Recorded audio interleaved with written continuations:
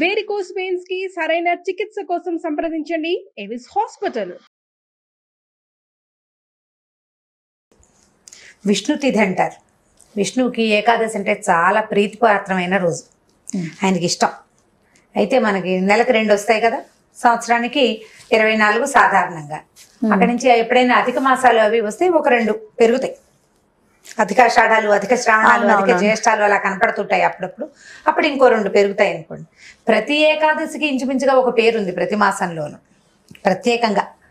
ఇప్పుడు రేపు రాబోతున్నటువంటి పుష్యమాసంలో అంటే ధనుర్మాసంలో రాబోయే ఏకాదశిని మనం వైకుంఠ ఏకాదశి అని, ముక్కోటి ఏకాదశి అని చెప్తాం. ముక్కోటే అదే పేరు చెప్తూ ఉంటాం. అయితే ఏకాదశి నాడు సాధారణంగా ఉపవాసం ఉండాలని, జాగరణ చేయాలని చెప్తారు పెద్దవాళ్ళు. దీనికి పూర్వకథ సాధారణ సింపుల్ కథే, పెద్ద విచిత్రమైన విశేషమైన కథ ఏం కాదు. ప్రతి ఏకాదశి నాడు ఈ కథ తలుచుకుంటూ ఉంటాం. విష్ణుమూర్తి ముర అనే ఒక రాక్షసుడితోటి యుద్ధం చేశారు. అండ్ మన మురారి పేరు వింటుంటాం చూడండి. ఈ మురారి అంటే ముర అనే అసురుని యొక్క శత్రువు విష్ణువు అనమాట.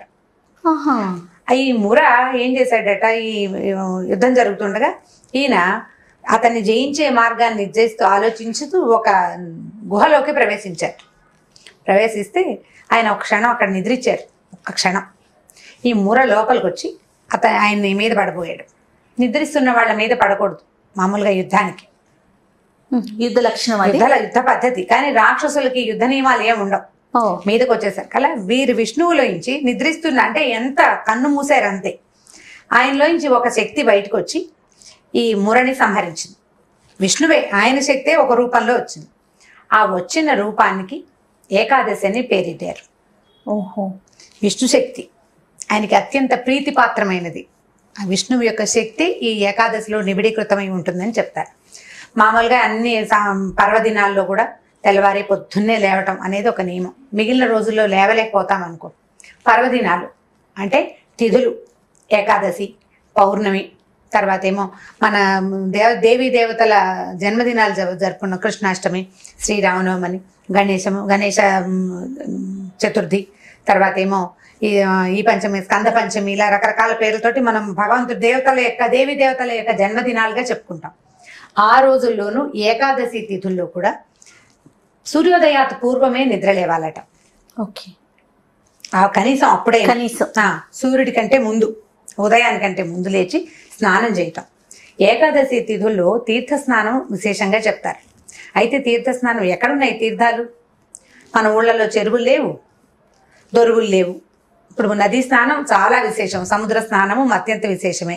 సముద్రానికి వెళ్ళలేము, నదులు మనకు దగ్గరలో లేవు, చెరువులు, పాండ్స్, సరస్సులు అవి లేవు. ఏవి లేకపోతే ఇక బోర్లు, నుయ్యి, దాని తర్వాత నుయ్యి లేదు, బోరు లేదు, ఓవర్ హెడ్ ట్యాంకే. అదైనా పర్వాలేదు. సూర్యోదయాత్ పూర్వం స్నానం చేయటం, విధిగా ఉపవాసం చేయటం. ఏకాదశికి, వైకుంఠ ఏకాదశి నాడు కూడా ఉపవాసమే నియమం. వైకుంఠ ఏకాదశి గురించి చెప్తూ ముందు ఏకాదశి గురించి చెప్పుకుంటున్నాం. అయితే ఏకాదశి నాడు దశమి నాటి రాత్రి కూడా భోజనం చేయకూడదు. దశమి నాటి రాత్రి కూడా అన్నం తినకూడదు. ఏదైనా స్వల్పంగా ఫలహారం తినచ్చు. ఏకాదశి నాడు భోజనం తక్కువ, భోజనం చేయకుండా ఉండాలి. ఆ రోజు రాత్రి జాగరణ చేయటం నియమం. జాగరణ చేయటం అంటే రాత్రంతా మెలకుగా ఉండటం, నిద్రపోకుండా ఉంటాం. మర్నాడు పొద్దున ద్వాదశి గడియలు దాటిపోకముందే పారణ చేయటం. ద్వాదశి వస్తుంది, ద్వాదశి 12 లోపల 11 లోపల ఉందనుకో, ఆ లోపలే ఏదైనా ఒక వస్తువు భోజనం చేసేసేయటం, ఎవరికైనా భోజనం పెట్టడం. మిగిలిన అన్ని ఏకాదశుల్లోనూ ఏకాంతంగా మనం ఒకళ్ళమే ద్వాదశి పారణ చేయొచ్చు. అయితే వైకుంఠ ఏకాదశి నాడు మాత్రం అతిథికి భోజనం పెట్టి పారణ చేయటం విశేషమైన విధానంగా చెప్తారు. దానం చేయటం, దానం బంగారం దానం చేయొచ్చు, వెండి దానం చేయొచ్చు, భూదానం చేయొచ్చు, గోదానం చేయొచ్చు. ఏ దానమైనా అఖండమైన ఫలితాన్ని ఇస్తుంది. మన వల్ల కాదయ్యా అవన్నీ, అవి ఏమీ చేయలేం. లేకపోతే మనం ఇది ఇస్తాం, స్వయం పాకమైనా ఇవ్వచ్చు. ఇదివరకటి రోజుల్లో సొంతంగా వండుకునేవారు. ఇప్పుడంటే ఏముంది, మనం ఏదో లెక్క పెట్టి ఇస్తాము, అది ఉన్న సామాన్లలో పడేసుకుంటారు. కానీ ఇవ్వచ్చు. వస్త్రదానం చేయొచ్చు. వస్త్రదానం అంటే ఏదో ఒక చిన్నది వస్తువు కాకుండా ఉపయోగపడే వస్త్రాన్ని దానంగా ఇవ్వాలి. ఈ దానం చేయటం అన్ని ఏకాదశుల్లో కూడా ఇవన్నీ నియమాలు పాటించవచ్చు. సంవత్సరం అంతా మనం 23 ఏకాదశులు చేయలేకపోయినా ఒక్క వైకుంఠ ఏకాదశి నాడైనా వీటిలలో ఏ ఒకటైనా చేస్తే చాలా అఖండమైన ఫలితాన్ని ఇస్తుంది. మామూలుగా విష్ణుమూర్తి అట ఇప్పుడు ఉత్తర ద్వారం నుంచి దర్శనం ఇస్తారని చెప్తారు. అవును. ఈ ఉత్తర ద్వార దర్శనం మామూలుగా ఉత్తరం వైపు ద్వారాలు ఉండకూడదు, ఇళ్లకు ఉండవు. ఉత్తరం వైపు తలుపు అంత శుభకరంగా క్షేమకరంగా అని అనిపించదు. దేవాలయాల్లో కూడా ఉత్తర ద్వారాలు తెరిచుండవు సంవత్సరం అంతా.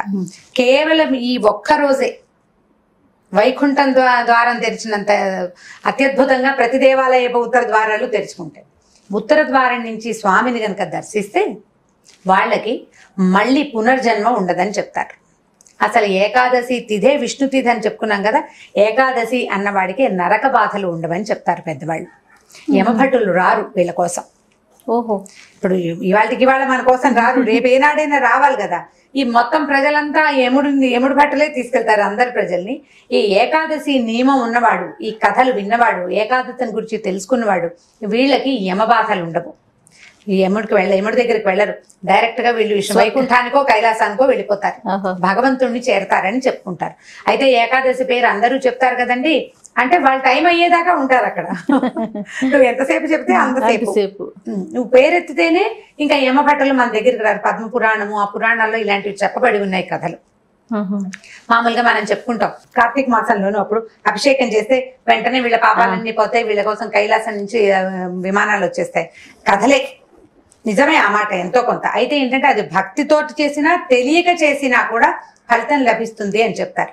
ఏకాదశికి భక్తి తత్పరతతోటి చేయటం ఒక నియమం. పైగా ఇప్పుడు అభోజనంగా ఉండటం అంటే దాని మీద కూడా చెప్దాం. ఈ ముర అనే రాక్షసుడట బియ్యంలో దాక్కున్నట్ట ఈ తిథి నాడు. అందుకని అన్నం తినకుండా ఉండటం అనేది ఒక నియమంగా ఒక కథగా చెప్తారు. అన్నం తినకూడదు. అందుకని ఏకాదశి తిథుల్లో అన్నం తిన్నవాడికి అనారోగ్యం వస్తుంది, అందులో దానికి రాక్షసుడి చేరిక ఉంటుంది కాబట్టి అందుకు ఏకాదశి నాడు భోజనం చేయొద్దని ఒక కథ చెప్తారు. ఇక ఒక కన్నడ బ్రాహ్మణు ఒక ఆవిడ నాకు ఈ మాట చెప్పారనమాట, ముర బియ్యంలో దాక్కున్నాడు అందుకని తినకూడదు అని. అయితే ఇప్పుడు మన వైపు పెద్దవాళ్ళు ఎట్లా చెప్తారంటే, ఈ అభోజనంగా ఉండటం అంటే ఆరోగ్య పరిస్థితిని అనుసరించి అభోజనం. మామూలు రోజుని పీకల దగ్గర శుభ్రంగా తినేసామనుకో, మనం తినేసిన వాడు ఎట్లా మెలకుగా ఉంటాడు? కడుపు నిండుగా ఉన్న వాళ్ళకి నిద్ర వస్తుంది. అవును. మనకు ఏకాదశికి ఏమిటి నియమం? జాగరణ నియమం. పైగా ఉపవాసం అంటారు. ఉపవాసం అంటే ఏమిటి అర్థం? దగ్గరగా ఉండటం అని. దేనికి దగ్గరగా ఉండటం అంటే సంస్కృతంలో అసలు దాని పేరే అది ఉపసమీపే అని ఒక ధాతు ఉంది. ఉప అంటే దగ్గర అని అర్థం, సమీపంలో వసించడం భగవంతుడికి. భగవంతుడి సమీపంలో మనం వసించాలంటే జాగరూకతతోటి ఉండాలి. అంటే మన బుద్ధికి తాలూకు ప్రచోదనం, దానికి మెలకు ఉండాలి బుద్ధికి. ఆహారం తీసుకున్న వాడికి మెలకువ ఉండదు. అందుకని నీకు ఆరోగ్యానికి ఇబ్బంది లేనంతగా కొద్దిపాటి ఆహారం తీసుకోండి. కటిక ఉపవాసం చేయమని చెప్పరు ఎవ్వరు కూడా. ఈ ఏకాదశిలో నిర్జల ఏకాదశి అని ఒక ఏకాదశి ఉంది, జలం కూడా తీసుకోకూడదు అని ఒకటి ఉంది. ఇప్పుడు ఈ వైకుంఠ ఏకాదశికి తేలికపాటి ఆహారం తీసుకోండి. బియ్యానికి సంబంధించింది అన్నంది కాకుండా తులసి తీర్థంతో ఉండేవాళ్ళు, తేనె నీళ్ళతో ఉండేవాళ్ళు, పళ్ళు, తేలికపాటి ఆహారం, ద్రవాహారమైనా ఘనాహారమైనా కొన్ని గంటల పాటు నువ్వు ఉండగలిగేటట్టుగా ఇబ్బంది లేకుండా. అక్కడి నుంచి రాత్రికి మనం మెలకుగా ఉండాలి, జాగరణ చేయాలి. రాత్రి జాగరణ అంటే ఊళ్ళలో మా చిన్నప్పటి సంగతి చెప్తున్నాను. ఒక టికెట్ మీద 2 సినిమాలు 3 సినిమాలు ఉండేవి. అవి ఎప్పుడెప్పుడు దీనికి శివరాత్రికి జాగారం చేయాలి కదా, శివరాత్రి జాగారం. వైకుంఠ ఏకాదశికి జాగారం అని సినిమా చూస్తూ ఉండటమే. రోడ్ల మీద కూడా ఈ తెరలు కట్టి సినిమాలు వేస్తూ ఉండేవాళ్ళు. సినిమాతోటి కనుక నువ్వు జాగారం చేస్తే పెద్దగా ఉపయోగం ఏమీ లేదు. అలా భక్తిపూర్వక సినిమాలు చూస్తే పర్వాలేదు. ఏమో అది కొత్తలో కొంత నయం. అందులో కూడా రకరకాల డ్యాన్సులు పాటలు ఉంటాయి కదా, జోకులు చాలా ఉంటాయి. అలా కాకుండా ఒక భజన, ఓ 10 మంది కలిసి ఒక చోట హరినామస్మరణో శివనామస్మరణో చేయటం, లేదా ఎవరైనా పెద్దవాళ్ళ తాలూకు ప్రవచనాలు వింటాం. అట్లాంటి జాగారం కనుక చేస్తే తొలికోడు కూసేదాకా. తర్వాత ఇందులో ఇంకొక నియమం ఏంటంటే ద్వాదశి నాడు నిద్రపోకూడదు. మనం ఏం చేసాం? దశమి నాటి రాత్రి భోజనం చేయలేదు. ఏకాదశి నాడు మొత్తం ఆహారం నిరాహారం అంటే స్వల్పాహారంతో ఉన్నాము. రాత్రి జాగారం చేసాము. ద్వాదశి నాడు పొద్దున అన్నం తిని కాస్త, ద్వాదశి నాడు అంటే పొద్దున పూజ చేసుకుని పాయసం, పప్పు, పులుసు వండుకుంటారు. అతిథులకు పెట్టాలన్నా 4 పదార్థాలు వండి పెట్టాలి కదా. అప్పుడు మనం కూడా భోజిస్తే ఇక మధ్యాహ్నం నిద్ర ఊపేస్తూ ఉంటుంది కదా. ఆ నిద్రని జయించటమే మీ తాలూకు జితేంద్రియత్వం బయటపడుతుంది. ఆ నిద్రని జయించాలి. ద్వాదశి నాటి రాత్రి కూడా భోజనం చేయకూడదు. ఆహా. దశమి నాటి రాత్రి, ద్వాదశి నాటి రాత్రి ఫలహారమే, ఏకాదశి మొత్తం ఉపవాసం.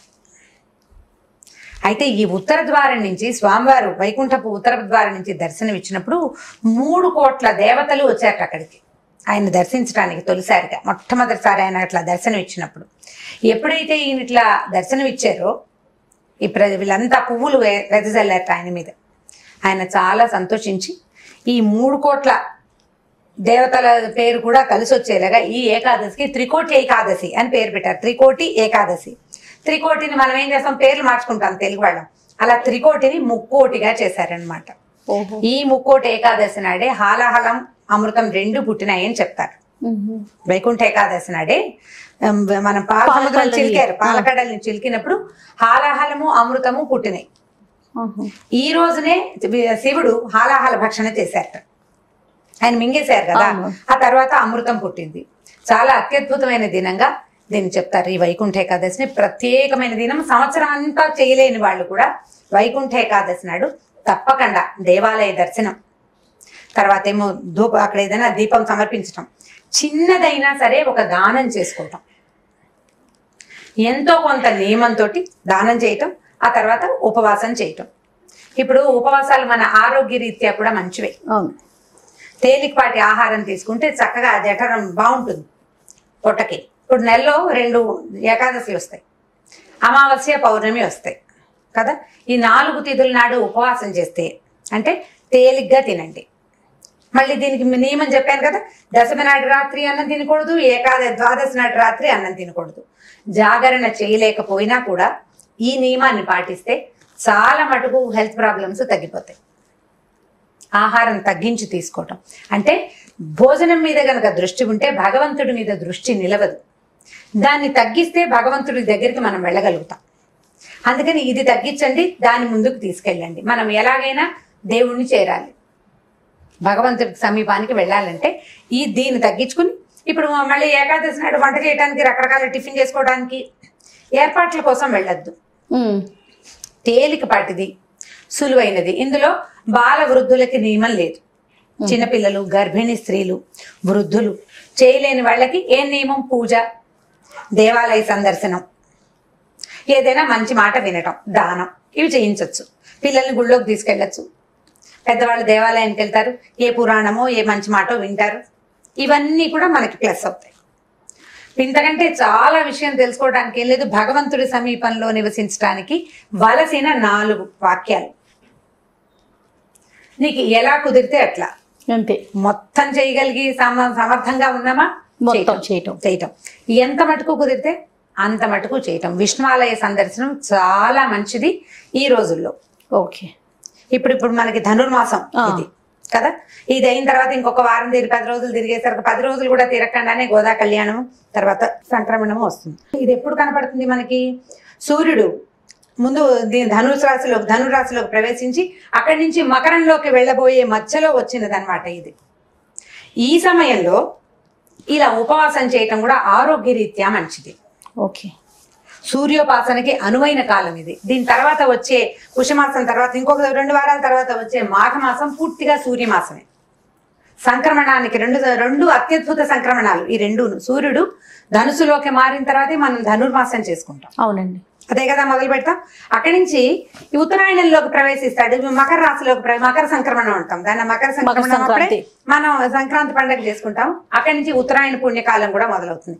ఈ పుణ్యతిథులకి, రాబోయే పుణ్యతిథులకి అత్యద్భుతమైన సౌరమాసం, ఈ సూర్యమాసానికి ముందు వచ్చేటువంటి ఈ ఏకాదశిని ప్రత్యేకంగా భక్తి శ్రద్ధలతోటి నిర్వహించుకోవాలి. అవకాశం ఉన్నంత మటుకు ఏది చేయగలిగితే అది చేసుకుంటే ఆరోగ్యానికి కూడా మంచిది. ఓకే రమ్మ గారు, నమస్తే. నమస్తే. ఈ వీడియో కనుక మీకు నచ్చినట్లయితే లైక్ చేయండి, షేర్ చేయండి. మరిన్ని వీడియోస్ కోసం